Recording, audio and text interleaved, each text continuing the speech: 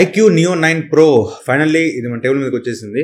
The most awaited smart phone. దీనికోసం నేను కూడా చాలా ఎక్సైటెడ్ గా వెయిట్ చేశాను. యాక్చువల్లీ ఈ సంవత్సరం మీరు చూసుకుంటే ఇండియాలో లాంచ్ అయ్యే ప్రతి ఫోన్ ని మన ఛానల్లో కొని అన్బాక్సింగ్ చేశాను, రివ్యూ చేశాను. ఏ ఫోన్ కూడా నాకు అంత వర్త్ అనిపించలేదు. ఏది కూడా ప్రైస్ కి జస్టిఫై చేసే ఫోన్ లాగా అనిపించలేదు. బట్ ఈ ఫోన్ అలా కాదు, చాలా మంచి ప్రైస్ ని తీసుకొచ్చారు. యాక్చువల్లీ ఆ ప్రైస్ కి చూసుకుంటే ఎవ్రీ ఆస్పెక్ట్ ని టిక్ చేసే ఒక పర్ఫెక్ట్ స్మార్ట్ ఫోన్ అనమాట ఇది. నాకు తెలిసి నెక్స్ట్ 6 months లో కూడా దీన్ని కొట్టే స్మార్ట్ ఫోన్ నాకు తెలిసి రాదు. అంత మంచి స్మార్ట్ ఫోన్ ఇది. నేను అమెజాన్ లో కొన్నాను, ఫస్ట్ ప్రీ ఆర్డర్ చేసుకున్నాను, మొన్న ఫస్ట్ సేల్ లో ఆర్డర్ పెట్టాను. ఈ వీడియోలో దీనికి సంబంధించిన అన్బాక్సింగ్ అండ్ మార్నింగ్ నుంచి దీన్ని యూజ్ చేస్తున్నా. ఈ టైంలో నా ఎక్స్పీరియన్స్ కూడా మీకు షేర్ చేసుకుంటాను. ఫస్ట్లీ బాక్స్ చూసుకుంటే బాక్స్ చూడడానికి విధంగా ఉంటుంది. బాక్స్ లో ఏది స్కిప్ చేయలేదు. మొబైల్ ఫోన్ ఉంటుంది, ఒక TPU కేసు ఇచ్చున్నారు, వారంటీ కార్డు, యూజర్ మాన్యువల్ ఉన్నాయి, అండ్ 120 watts ఫాస్ట్ చార్జర్ ఇచ్చారు, అండ్ ఒక Type-C to Type-C cable provide చేశారు, అండ్ ఒక సిమ్ ఎజెక్టర్ పిన్ ఉంది. ఫస్ట్లీ మొబైల్ సంబంధించిన స్పెసిఫికేషన్ ఇక్కడ స్క్రీన్ మీద చూడొచ్చు. ఇది మీకు 6.78 inches 1.5K AMOLED డిస్ప్లేతో వస్తుంది. 144Hz రిఫ్రెష్ రేట్ సపోర్ట్ చేస్తుంది. Snapdragon 8 Gen 2 ప్రాసెసర్ తో వస్తుంది.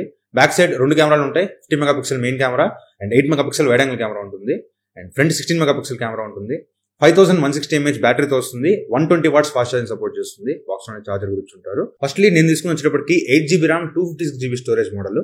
ఇది రెడ్ కలర్ తీసుకున్నాను. రెడ్ కలర్ అనేది మీకు వేగన్ లెదర్ తో వస్తుంది బ్యాక్ సైడ్. అదే మీకు గ్లాస్ కావాలనుకుంటే బ్లాక్ కలర్ లో దొరుకుతుంది.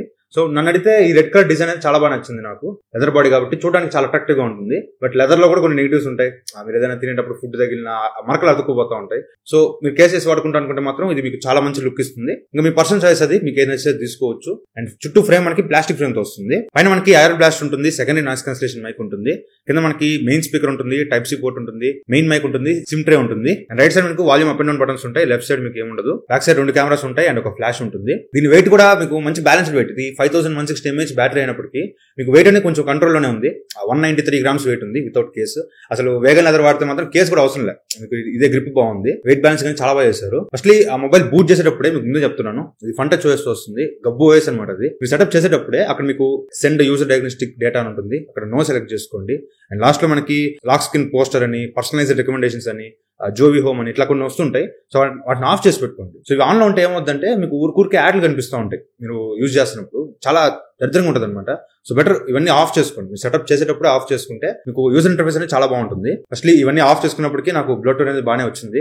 సో కొన్ని యాప్స్ ప్రీ ఇన్స్టాల్ గా ఇచ్చారు, అవన్నీ మీరు అన్ఇన్స్టాల్ చేసుకోవచ్చు, ప్రాబ్లం ఏం లేదు. సెటింగ్స్ లోకి వెళ్తే ఇది మీకు out of the box Android 14 తో వస్తుంది, ఫ్రంట్ టచ్ OS 14 తో వస్తుంది. అండ్ సెన్సార్స్ కూడా వీళ్ళు ఏం స్కిప్ చేయలేదు. 43 సెన్సార్స్ ఆల్మోస్ట్ అన్ని కూడా ప్రొవైడ్ చేశారు. మెయిన్లీ ఫోన్ లో అట్రాక్టింగ్ ఫీచర్ డిస్ప్లే. ఇది మీకు 6.78 inches 1.5K AMOLED డిస్ప్లేతో వస్తుంది. ఇది LTPO ప్యానల్. సో ఇంతకుముందు ఆల్రెడీ OnePlus లో కూడా చెప్పాను.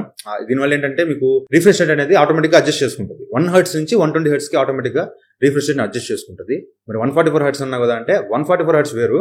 నార్మల్ గా మీరు రెగ్యులర్ యూసేజ్ లో మీకు మాక్సిమం రిఫ్రెష్ రేట్ 120 Hz మాత్రమే ఉంటుంది. లైక్ మీరు ఇన్స్టాగ్రామ్ స్క్రోల్ చేస్తున్నా, యూట్యూబ్ స్క్రోల్ చేస్తున్నా, ఏదైనా యాప్ చూస్తున్నా, ఎవ్రీథింగ్ మీకు మాక్సిమం రిఫ్రెష్ అనేది 120 Hz ఉంటుంది. అదే మీరు గేమ్స్ ఆడేటప్పుడు ఈ గేమ్ ఫ్రేమ్ ఇంటర్పోలేషన్ ఆన్ చేసుకుంటే మాత్రమే మీకు 144 Hz రిఫ్రెష్ రేట్ వస్తుంది. అది కూడా ఓన్లీ గేమింగ్ లో. మీకు చెప్తాను, రెగ్యులర్ గా మాత్రం మీకు దీనిలో వచ్చేది 120 Hz మాత్రమే. 144 Hz అని మీరు ఎక్కువ ఎక్స్పెక్ట్ చేయొచ్చు.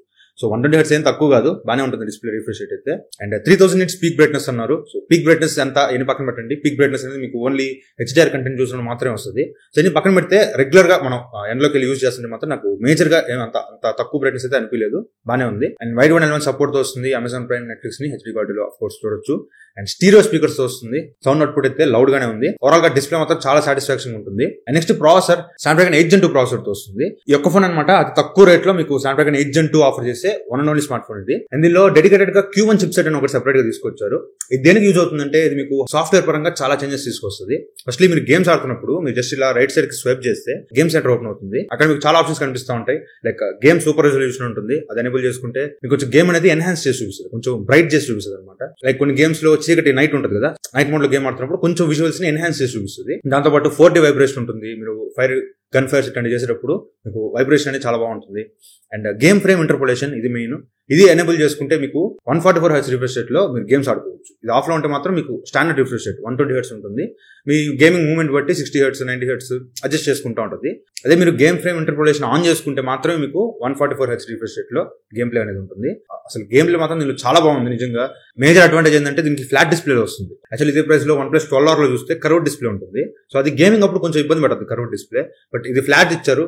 నిజంగా గేమ్ ఆడుతున్నప్పుడు అసలు 4 finger లో ఆడేటప్పుడు మాత్రం నిజంగా చాలా మంచి ఎక్స్పీరియన్స్ ఉంటుంది. మీరు గేమ్స్ ఎక్కువ ఆడే వాళ్ళకి ఇది పైగా ఎక్కువ హీట్ కూడా అవ్వట్లేదు. నేను టెస్ట్ చేస్తాను, ఇప్పుడే నేను కంక్లూడ్ చేయట్లేదు, బట్ నేను ఇంకా బాగా టెస్ట్ చేసి రివ్యూలో చెప్తా ఇది హీట్ అవుతుందా లేదా అనేది. యాజ్ ఆఫ్ నౌ నేను ఈరోజు చెక్ చేసినంత వరకు మాత్రం నాకు మేజర్ హీటింగ్ ఇష్యూ ఏం కనిపించలేదు. BGMI దీనిలో మాక్సిమం స్మూత్ 90 FPS లో ఆడుకోవచ్చు, లేదంటే అల్ట్రా HD వరకు ఆడుకోవచ్చు. గేమింగ్ ఎక్స్పీరియన్స్ మాత్రం చాలా చాలా బాగుంది నిజంగా. ఆ ప్రైస్ లో one of the best gaming phone అనమాట. మీరు గేమ్స్ కోసంగా 30,000 ఫోన్ కొనాలనుకుంటే బ్లైండ్ పిక్, ఇంకా వేరే ఆప్షన్ కూడా నేను చెప్పను, కళ్ళు మూసుకొని తీసుకోవచ్చు ఈ ఫోన్ ని. And to bench mark score ఇది 1.6 మిలియన్ స్కోర్ చేస్తుంది. And UFS 4.0 storage. One plus లో జరిగినట్టయితే దీనిలో జరగల. 256 GB స్టోరేజ్ అనేది మీకు UFS 4.0 తో వస్తుంది. అదే మీకు 128 GB స్టోరేజ్ అనేది UFS 3.1 తో వస్తుంది. బెటర్ నన్ను అడిగితే 256 GB తీసేసుకోండి. బిగ్ స్కోర్స్ కూడా బాగానే చేస్తుంది. ఓవరాల్ గా one of the powerful processor అనమాట. తక్కువ రేట్ లో మీకు మంచి పర్ఫార్మెన్స్ కావాలనుకుంటే దీనికి మంచి చాయిస్ అవుతుంది. అలాగే బ్యాటరీ ఇది 5160 mAh బ్యాటరీతో వస్తుంది. 120 watts ఫాస్ట్ ఛార్జింగ్ సపోర్ట్ చేస్తుంది. బాక్స్ లోనే చార్జర్ కూడా ఇచ్చుంటారు. దీంతో ఛార్జ్ చేస్తే కరెక్ట్ గా 30 నిమిషాల్లో మీకు 0 to 100% ఫుల్ ఛార్జ్ అయిపోతుంది. ఊరికే ఒక 5 నిమిషాలు ఛార్జింగ్ పెట్టిపోతే చాలు 20% ఛార్జింగ్ ఎక్కేస్తుంది. ఊరికే అట్లా ఇంటికి వచ్చిన మొహం కడుక్కొని వచ్చే లోపు మీకు ఈజీగా సగం ఛార్జింగ్ ఎక్కేస్తుంది అనమాట. అస్సలు ఛార్జింగ్ విషయంలో ప్రాబ్లమ్ ఉండదు. అండ్ డిశ్చార్జ్ విషయం నేను చెక్ చేసి రివ్యూలు అప్డేట్ చేస్తాను. యాజ్ ఆఫ్ నౌ అంత త్వరగా అయితే బ్యాటరీ అయిపోతుందని నేను నోటీస్ చేయలేదు. అండ్ కెమెరాస్ కూడా నేను టెస్ట్ చేయలేదు, నాకు అంత టైం దొరకలేదు. బట్ రివ్యూలో మాత్రం మీకు బాగా డెప్త్ గా టెస్ట్ చేసి మీకు రివ్యూలు అప్డేట్ చేస్తాను. అండ్ మంచి విషయం వీళ్ళు IR బ్లాస్టర్ ప్రొవైడ్ చేశారు. కాకపోతే ఇది IP54 రేటింగ్ మాత్రమే ఉంటుంది, 68 ఉండదు. సో డైరెక్ట్ గా నేలలో ఉంచకండి. జస్ట్ స్ప్లాష్ ప్రూఫ్ వాన్లో చిరుకులు పడ్డప్పుడు సర్వే అవుతుంది. NFC కూడా లేదు దీనిలో. ఇది కొంతమందికి మేజర్ నెగిటివ్ అవ్వచ్చు, బట్ నేను పెద్దగా NFC యూజ్ చేయను. సో మీరు NFC యూజ్ చేస్తారు లేదని కామెంట్ చేయండి. నేను పెద్దగా NFC యూజ్ చేయను, బట్ యూజ్ చేసే వాళ్ళకి మాత్రం ఇది ఒక నెగిటివ్ అని చెప్పాలి. ఓవరాల్ గా వీళ్ళు తీసుకొచ్చిన pricing 8GB RAM 256 GB storage వీళ్ళు 36,999 రూపాయలు లాంచ్ చేశారు. నాకు కార్డ్ ఆఫర్స్ అనవసరం. కార్డ్ ఆఫర్లు ఒక సేల్ లో ఉంటాయి, ఒక సేల్ లో ఉండవు. ఎన్ని వదిలేసేయండి. రెగ్యులర్ ప్రైసింగ్ MRP ప్రైసింగ్ చూసుకుంటే 37,000 రూపీస్ కి మీకు ఈ ఫోన్ దొరుకుతుంది. సో 37,000 రూపీస్ కి ఫోన్ కొనొచ్చా అంటే చెప్పడం మర్చిపోయి, ర్యామ్ కూడా LPDDR5X ర్యామ్ తో వస్తుంది. UFS 4.0 స్టోరేజ్ తో వస్తుంది. Everything okay. 37,000 రూపాయలకి ఫోన్ తీసుకోవచ్చు అంటే మాత్రం నేను యాజ్ ఆఫ్ నౌ చెక్ చేసినంత వరకు 37,000 రూపీస్ లో one of the best smart phone అనమాట ఇది. మీరు గేమ్స్ ఎక్కువ ఆడాలనుకునే వాళ్ళకి, నేను కెమెరాస్ కూడా లైట్ గా టెస్ట్ చేశాను, బట్ ఇప్పుడు ఏం చెప్పట్లేదు. కెమెరాస్ లో కూడా చాలా బాగా పర్ఫార్మెన్స్ చేస్తుంది. ఓవరాల్ గా 37,000 రూపాయలకి మాత్రం చాలా మంచి ఫోన్ ఇది. బట్ ఏదైనా నెగిటివ్స్ ఏమైనా ఉన్నాయా బాగా చెక్ చేసి మీకు ఫుల్ రివ్యూలు అప్డేట్ చేస్తాను. యాజ్ సూన్ యాజ్ పాసిబుల్ నేను చాలా ఫుల్ రివ్యూ కూడా వస్తుంది. వెయిట్ చేయండి. సో వీడియో నచ్చితే లైక్ చేయండి, షేర్ చేయండి, కామెంట్ చేయండి. ఛానల్ సబ్స్క్రైబ్ మాత్రం మర్చిపోకండి. Thank you friends. బాయ్. జై హింద్.